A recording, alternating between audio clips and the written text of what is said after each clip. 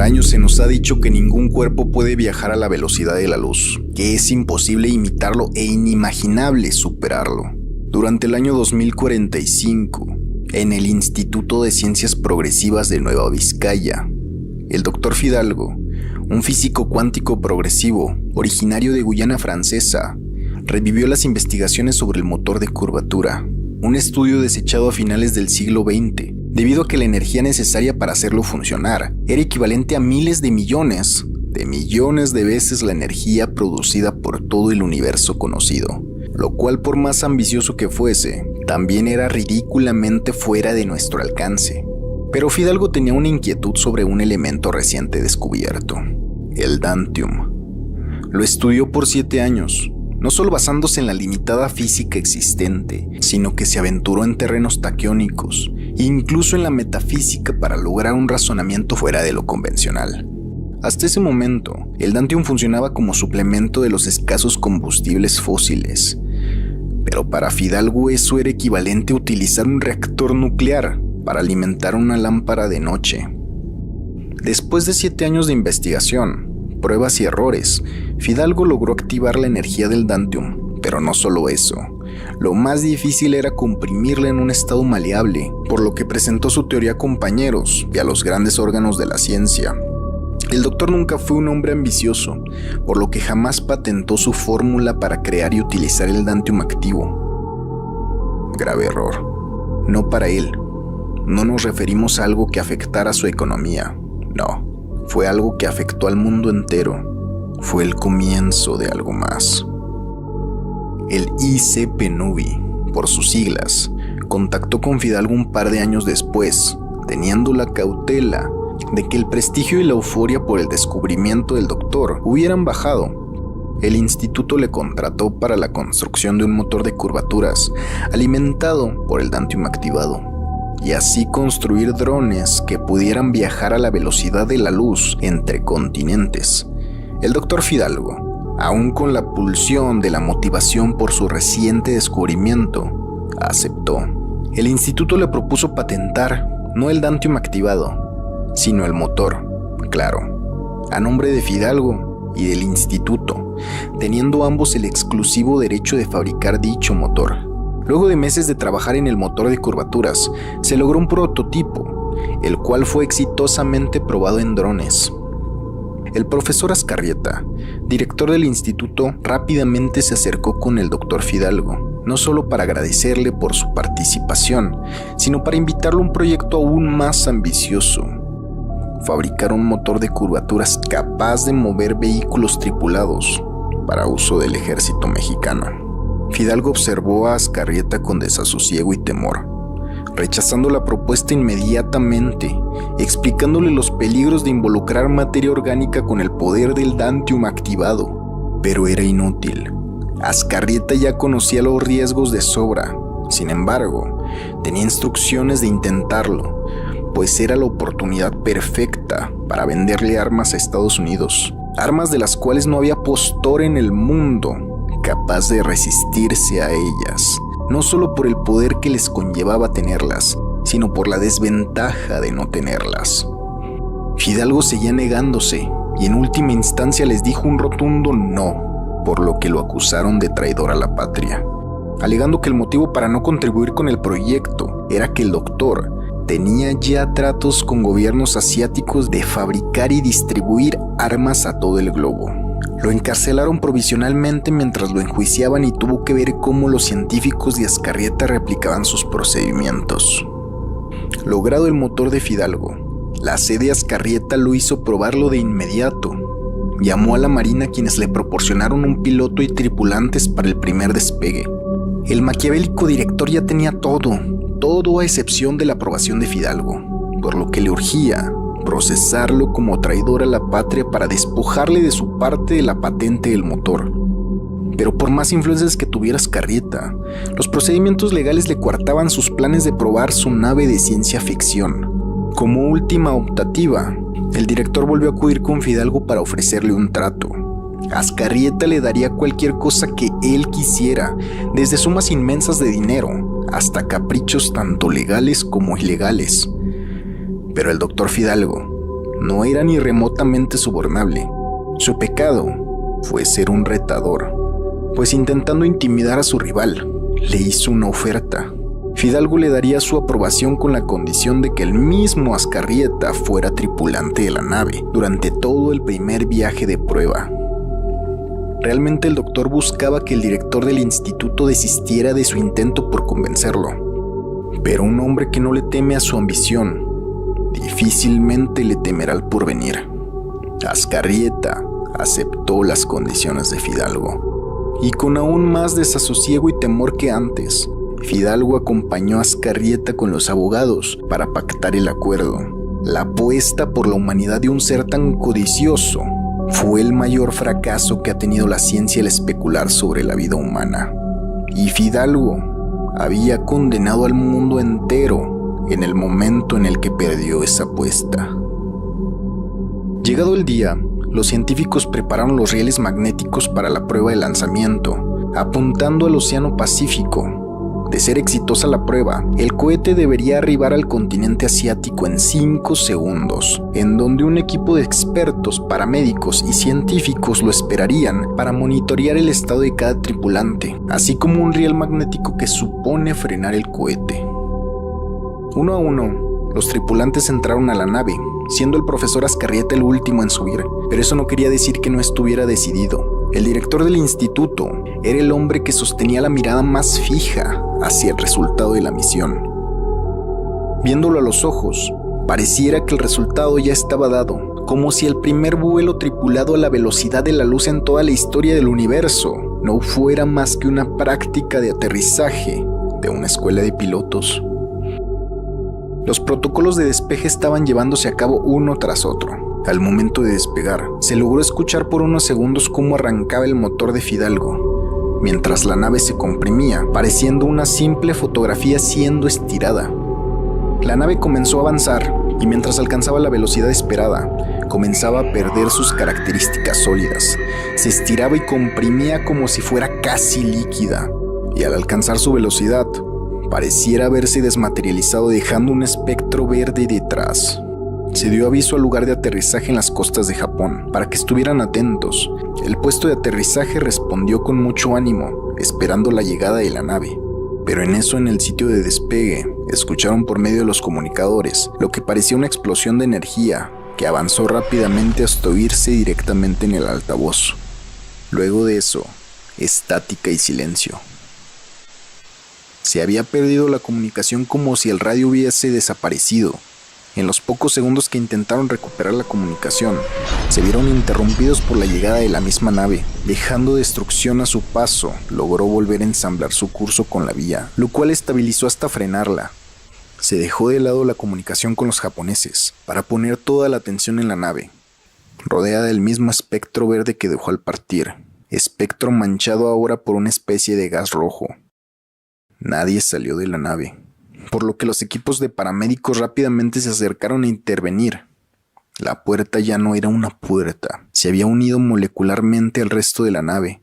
Los equipos especializados intentaron abrir utilizando sierras, pero al momento de cortar el cuerpo de la nave comenzó a escurrir un líquido rojo, que en un principio se pensó que era aceite que se hubiera fugado desde el motor, pero al seguir cortando, se percataron de que el líquido tenía un olor muy diferente a cualquier cosa que la lógica les pudiera sugerir. El líquido tenía olor a sangre humana. La nave estaba sangrando como si de un ser vivo se tratase. El equipo especializado se detuvo, pues de nuevo lo lógico sería haber herido a algún miembro de la tripulación que estuviera junto a la puerta. Gritaron la indicación de alejarse de las paredes de la nave para continuar cortándola. Sin embargo, continuaba saliendo sangre y era una cantidad dantesca, imposible para un cuerpo humano. Resignados, continuaron cortando, pues eso no podía detenerlos de auxiliar a toda la tripulación. La nave comenzaba a producir sonidos orgánicos, no parecían sonidos de válvulas, líquidos o gases presurizados. Legítimamente, la nave sufría los cortes, los lloraba, y a oídos y susceptibilidades humanas parecería que mientras más profundo la cortaban, ella suplicaba con más fuerza. Personal especializado, miembros de las Fuerzas Armadas no podían resistir todo ese espectáculo. ¿Qué te puede preparar para escuchar cómo una nave viva suplica por su vida. Pero eso solo fue el comienzo. Pues al por fin lograr entrar en la misma, encontraron un infierno, miembros corporales que a vista cargada eran terriblemente difíciles de describir e imposibles de identificar como partes humanas. Varias partes, aparentemente de la nave original, palpitaban, respiraban, segregaban fluidos corporales. Mientras un equipo entró a explorar, otros analizaban la sangre derramada por la nave, llegando a la conclusión de que efectivamente la sangre era humana y el tejido rescatado de los cortes también era humano. ¡Se los dije! Yo le advertí a ese maldito lunático lo que podía pasar. La nave se unió molecularmente con los miembros de la tripulación, a quien escucharon sufrir. Efectivamente era un ser vivo, uno que antes fueron 7 u 8. Desangraron a todos los tripulantes con ese corte. Los mataron a todos, malditos desgraciados maniáticos. Los científicos y militares no daban crédito a las palabras de Fidalgo. No todos los estómagos fueron tan fuertes para toda esa información nueva. Pero la pesadilla no había terminado. Aquella bestia sangrante, palpitante, formada por la unión molecular de 7 personas, no fue más que el mensajero, el emisario dantesco del infierno que habían provocado del otro lado del mundo.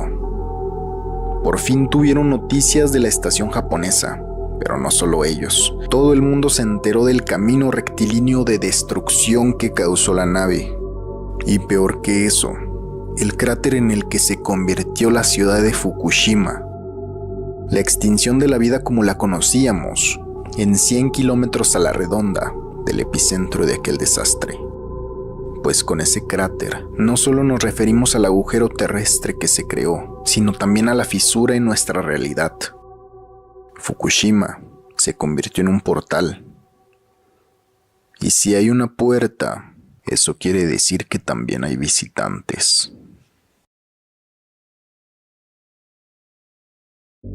Han pasado un par de años, o tal vez 10 o quizás 100 o 1000 años. Todo depende del lugar en la Tierra en el que se perciba. El ejemplo más claro, Fukushima, capital del caos interdimensional. Un lugar tan imposible de observar, pues las imágenes a percepción humana no logran escapar. El horizonte se pliega y dentro del epicentro de aquel abismo ni siquiera un fenómeno tan incansable como la luz logra superar las barreras de aquella fisura.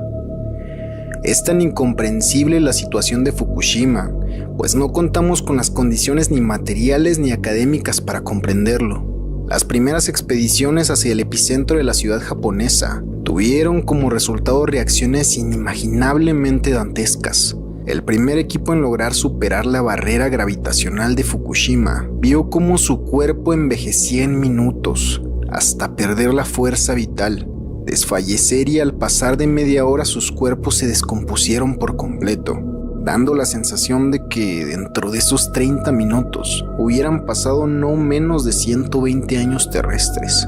¿Pero cómo es posible?, se preguntaron los físicos especialistas, pues la percepción del equipo sobre su tiempo no cambió.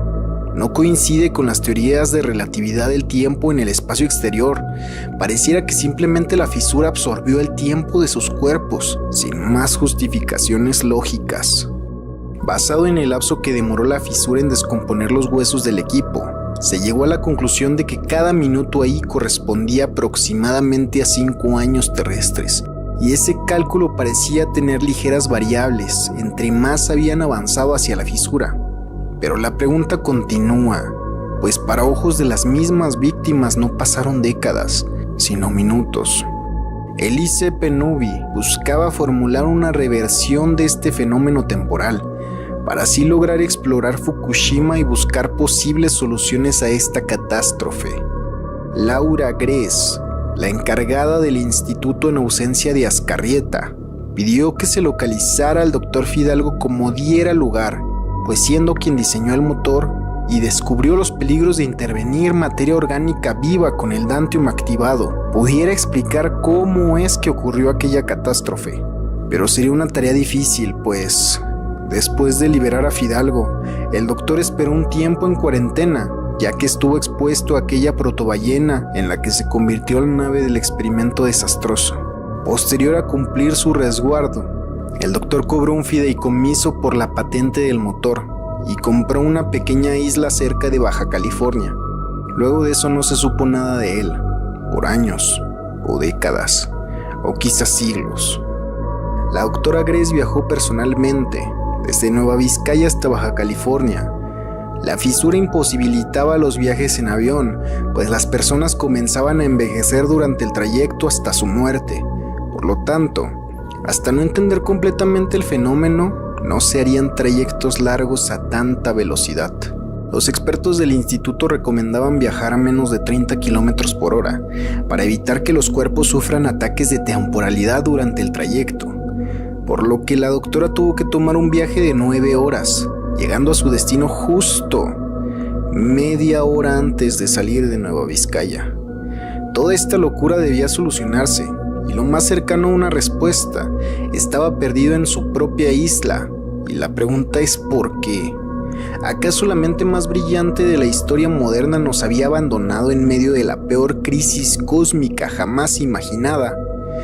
Después de algunas semanas buscando y preguntando por el Dr. Fidalgo, el dueño de un bazar de antigüedades por fin les dio luz al equipo de Elise Penubi, pues ubicó una persona muy parecida a las fotografías de Fidalgo. Les comentó que hacía algunos meses esa persona había llegado al bazar a comprar todas las unidades de reproductores antiguos de DVD, Blu-ray y hasta de PlayStation. También aquel hombre les pidió si pudieran hacer llegar más y se los pagaría al doble del precio en el mercado, a lo que el encargado del bazar quedó en el acuerdo de entregarle un cargamento entero de estos dispositivos al misterioso hombre al caer la tarde del sábado. No fijaron una hora específica, pues no se puede fiar de horarios con tal fisura en el planeta. ¿Cuál sería la manía del Dr. Fidalgo por tantos reproductores de videos? Claro, en el caso de ser aquel personaje del que nos habla el hombre del bazar. La doctora Grace mandó a la mitad del equipo de vuelta a Nueva Vizcaya, a seguir investigando posibles formas de llegar al epicentro, mientras ella y un reducido grupo esperaban al hombre de los DVDs. Después de una legítima e inexplicablemente lenta semana, llegó el momento de entregar el cargamento al hombre. La doctora Grace y su equipo observaron a la distancia. Ella conocía perfectamente al Dr. Fidalgo, además de contar con un programa de reconocimiento facial.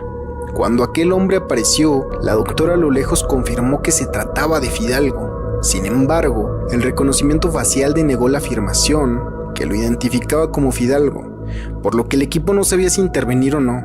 Así que la doctora Grace personalmente se acercó al lugar, y conforme se iba acercando, aquel hombre se distanciaba del aspecto exacto del Dr. Fidalgo. Aquel hombre lucía alrededor de 10 años más joven y tenía una extraña heterocromia, teniendo un ojo de color marrón, normal siendo un hombre castaño, pero su ojo izquierdo tenía un color blanco en la mitad del iris de forma radial, con un centro negro, haciendo parecer que su pupila fuera mucho más grande de lo normal. Era claro que aquella persona no era Fidalgo. Sin embargo, reconoció de inmediato a la doctora Grace. La llamó por su nombre y le dijo que él la llevaría con el doctor. Sin embargo, no había la capacidad para llevar a todo el equipo. Los miembros del instituto acompañaron a la doctora Grace hasta el muelle, donde ella, el mejor guardia de seguridad y el hombre misterioso abordaron una cápsula que pareciera un bote submarino, mientras el piloto automático de aquel transporte los llevaba hacia unos rieles magnéticos en la profundidad del mar. Aquel hombre le dijo a la doctora Laura: luce justo como la recuerdo. Grace quedó bastante impactada.